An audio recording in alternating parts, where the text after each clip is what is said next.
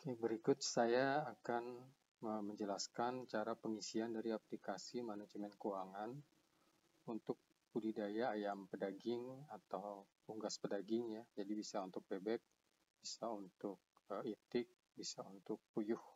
Karena pada dasarnya semuanya sama, jadi binatangnya kecil sehingga penjualannya kiloan dan dalam jumlah yang banyak ya. Tapi berbeda nanti case-nya dengan yang kambing ataupun yang sapi, itu aplikasinya berbeda karena pengisian siklusnya dan kelompoknya itu berbeda. Oke, saya mulai saja yang setup di siklusnya. Jadi teman-teman akan melihat seperti ini, di mana ini adalah kelompok-kelompok, satu kelompok itu adalah satu siklus.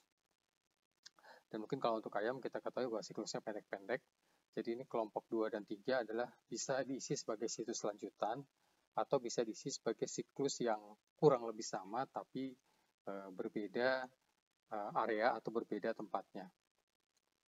Kita coba isi saja, ini kelompok 1 ya. Ini kategorinya ayam, jumlah ternaknya kita misalnya 1000. Kemudian bulan awal siklus pemeliharaannya anggap di bulan yang sama ya dengan bulan awal pembukuannya, periodenya kita anggap 2 bulan.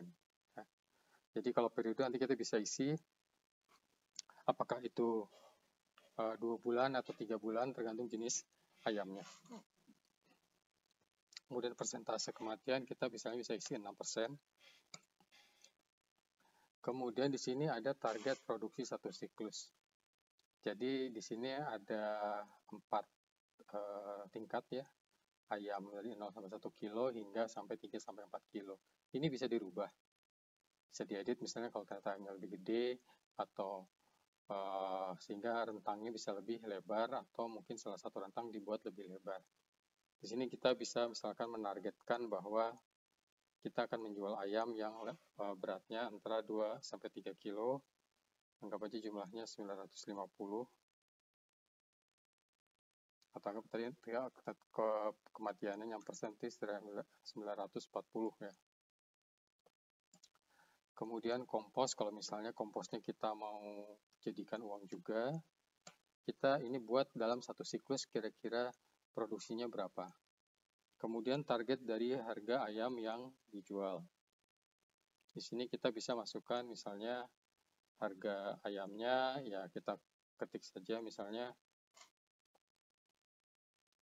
harga ayam ini yang akan rencana kita akan jual itu 35.000 ya kelompok ini kita misalnya 30.000 ya. Jadi nanti kita bisa isi bebas, kemudian kompos anggap per kilogramnya Rp350. Kemudian di sini ada aset ya. Dimaksud aset ini adalah aset yang dibeli pada saat awal, sehingga karena ini berkaitan dengan perhitungan keuntungan kerugian satu siklus. Jadi kita bisa lihat di atas. Jadi nanti kalau misalnya ternyata siklus yang kedua memanfaatkan data yang lama, ini mungkin tidak perlu diisi lagi untuk kategori asetnya seperti kandang box, liter, anggapnya kita kebutuhannya 60, 30, 1, sehingga ini asetnya pembelian untuk pertama akan memakan alokasi atau pengeluaran untuk siklus yang pertama. Nanti siklus yang kedua karena sudah memanfaatkan yang pertama, tidak ada pengeluaran untuk aset lagi.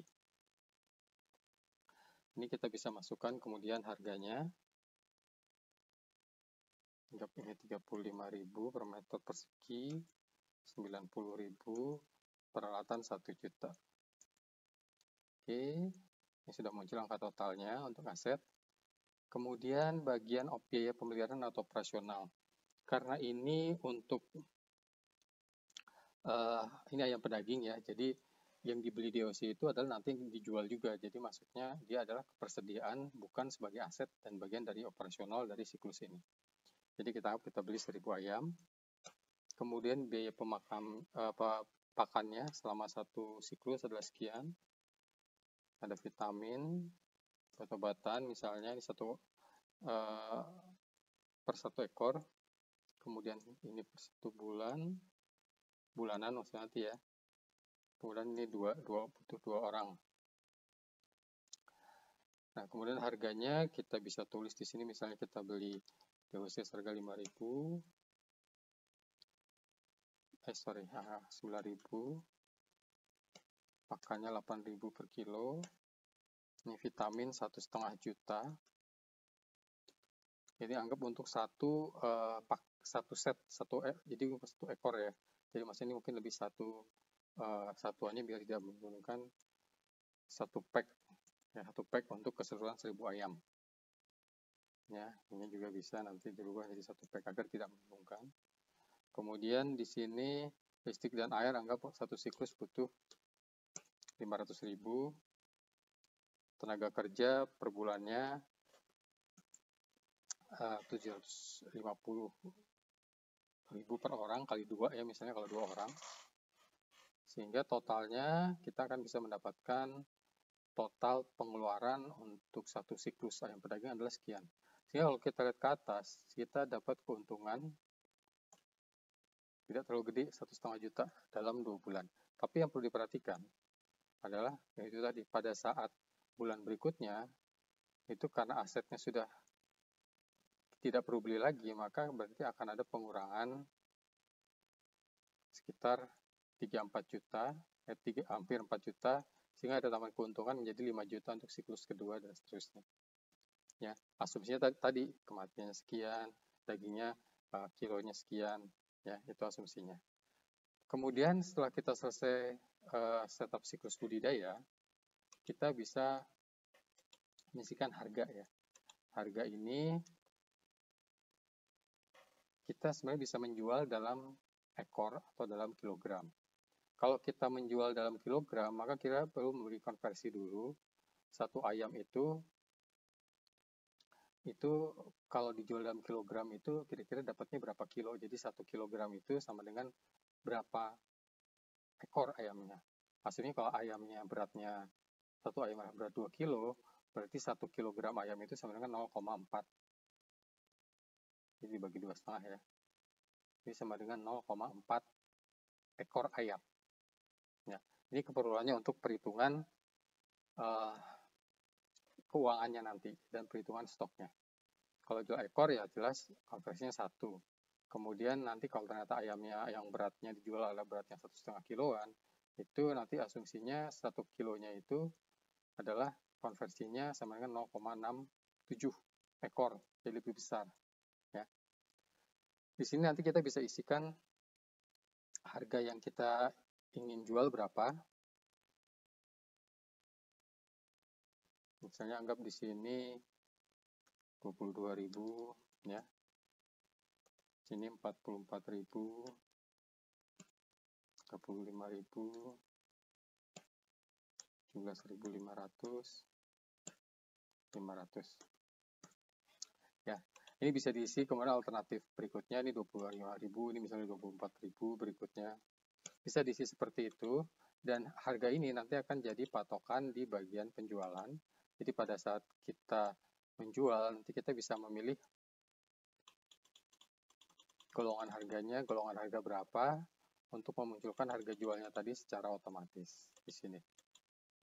Ya, misalnya kita pilih 1, ini karena kebetulan belum dipilih itemnya di sini, dia belum muncul, tapi ini kalau sudah ada itemnya, nanti saya akan contohkan pada saat ada penjualan, nanti dia akan muncul. Itu untuk yang bagian setupnya. Kemudian setelah selesai setup, kita bisa masuk ke bagian kelompoknya masing-masing. Jadi satu kelompok itu mempunyai satu modul sendiri, dan di sini ada tabel-tabel, di mana tabel yang paling kiri ini adalah tabel yang akan mengambil data dari setup siklus budidaya tadi, atau ini proyeksinya sebelah kiri. Sebelah kanannya di sini ada realisasi, ya ini. Ini nanti akan merekap data-data yang diisikan di sebelah kanan ini, ya.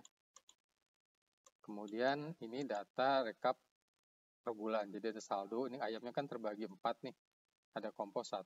Jadi kalau kita balik lagi ke siklus budidaya, ini ada 1, 2, 3, 4 kategori ya. Kategorinya nggak bisa ditambah kan tadi ini ngelink ke kelompok. Kalau ini ditambah berarti kelompok harus ditambah, dan harus banyak yang dirubah di bagian kelompoknya. Jadi digabungkan saja, karena nanti untuk penjualan itu dasarnya adalah ini ya. Makanya pada saat penjualan nanti, teman-teman mesti memilih kategori penjualannya apa, kemudian kategori produksinya apa. Nanti saya akan jelaskan pada saat penjualan. Oke, masuk dulu ke bagian kelompok. Jadi di sini sudah ada rekap per bulan sesuai ayamnya. Nah, kemudian di sini adalah tabel untuk kita mengisikan pertumbuhan dari masing-masing ayamnya. Nanti kita akan mengklasifikasikan ayam-ayam ini beratnya di berat berapa saja di waktu-waktu saat kita mengukurnya hanya 2 bulan, jadi cukup pendek ya. Jadi misalnya kita tadi beli ayamnya di sini, kita set dulu ini realisasinya mulai Januari, kemudian ini selesainya mulai Februari, oke ya.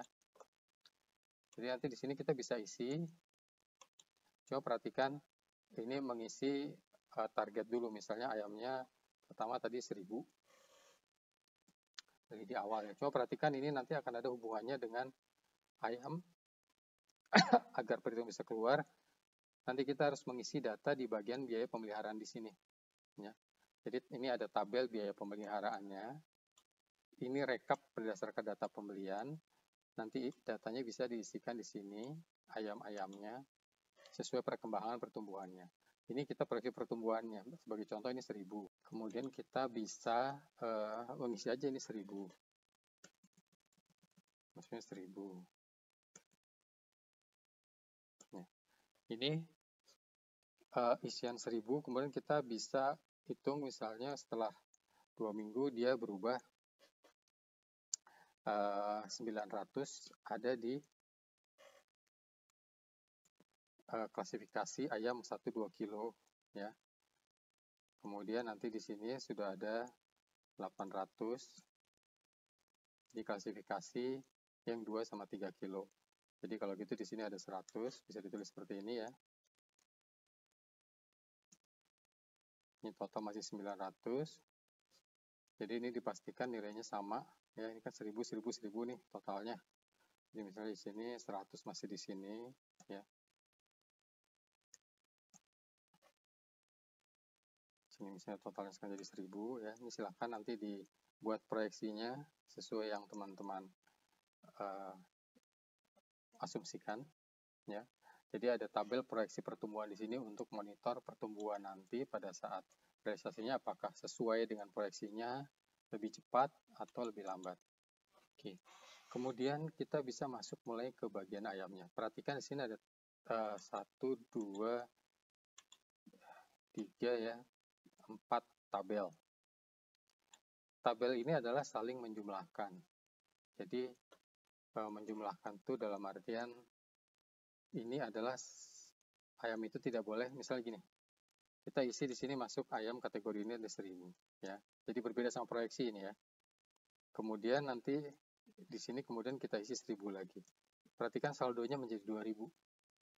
Jadi ini adalah titik di mana kita mulai mengukur ayamnya, kemudian kalau sudah ada ayamnya berkembang, maka dia bisa pindah ke tempat atau ke kategori berat ayam berikutnya. Jadi sebenarnya ini sampai 1000, langsung isi di sini. Kemudian di sini, oke, sudah ada 50 ayam yang ternyata beratnya masuk di kategori 1,23 kilo. Perhatikan di sini in out 1000 out 50 karena 50 ini masuk ke kategori ayam 1-2 kilo ya. Ini. Oke. Perhatikan sini ada kategori sold itu maksudnya terjual. Jadi nanti ini data ini akan ambil data penjualan. Data ini nanti saya akan contohkan di file yang sudah ada contohnya, jadi biar ada bayangan. Misalnya ayamnya pada saat 0,1 kilo dijual, otomatis akan berkurang, sehingga nanti yang kita pindahkan ke kanan, itu mungkin jumlahnya akan berkurang juga. Ya.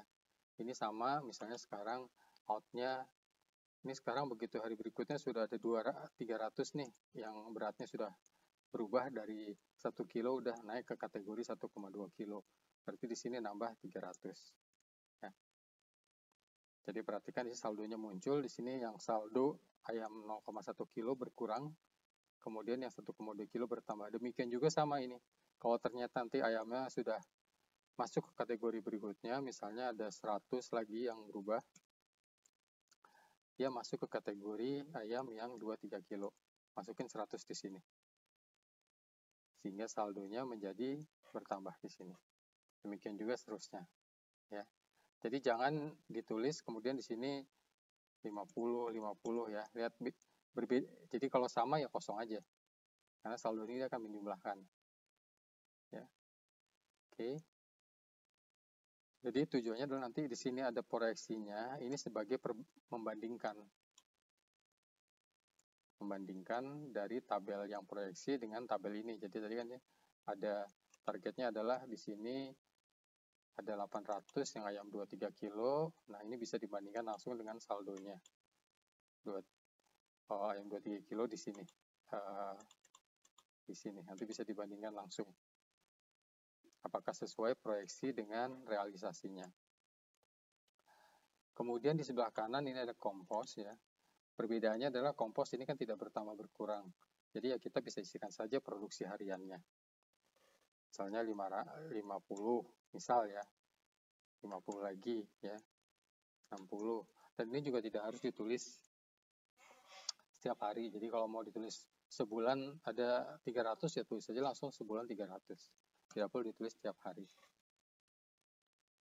Kemudian hubungannya dengan DOC. Jadi di sini untuk memastikan bahwa biaya pemeliharaannya itu muncul dan terhitung.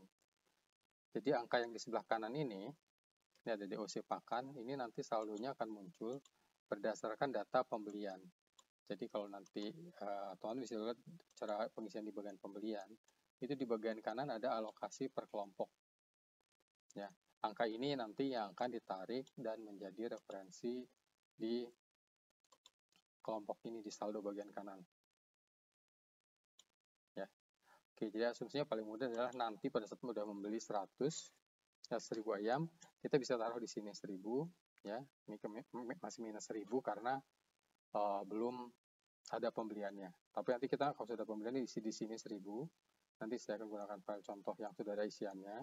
Sehingga nanti 1000 ini akan masuk perhitungannya di perhitungan realisasi. Ya, saya akan langsung gunakan file contohnya.